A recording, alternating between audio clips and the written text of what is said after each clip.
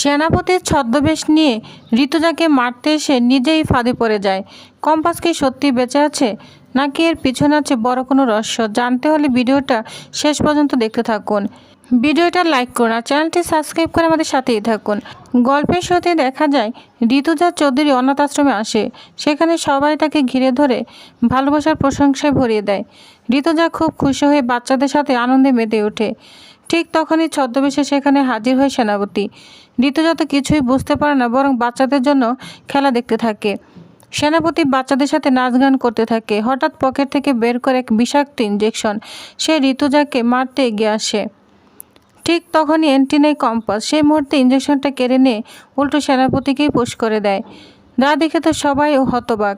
মুক্তি তো ভয়ে কাঁপতে থাকে, কারণ সে তো নিজেই কম্পাসকে মেরে ফেলতে চেয়েছিল। তাহলে কম্পাস বেঁচে আছে কিভাবে? ঋতুজা তখন আবেগে বলে, আমি জানতাম আমার মেয়ে ঠিক ফিরে আসবে।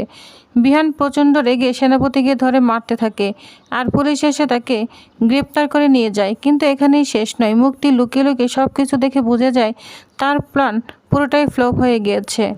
এদিকে কম্পাস সবাইকে বলে তার বেঁচে থাকার কথা এখন কাউকে না জানাতে, কারণ সে জানতে চায় এই পরিবারের বিরুদ্ধে আসল শত্রুটা কে। এরপরই আসে সবচেয়ে ইমোশনাল মুহূর্ত। বিহান আর কম্পাস একান্তই কথা বলতে গিয়ে বিহান অবশেষে নিজের মনের কথা বলে ফেলে কম্পাসকে। বলে, কম্পাস, আমি তোমাকে ভালোবেসে ফেলেছি। কম্পাসও প্রতিশ্রুতি দেয় সে কখনো বিহানকে ছেড়ে যাবে না।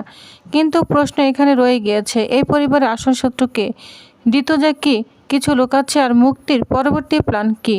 এসব প্রশ্নের উত্তর জানতে ভিডিওটা লাইক করুন, কমেন্টে আপনার মতামত জানান আর চ্যানেলটা সাবস্ক্রাইব করে আমাদের সাথেই থাকুন।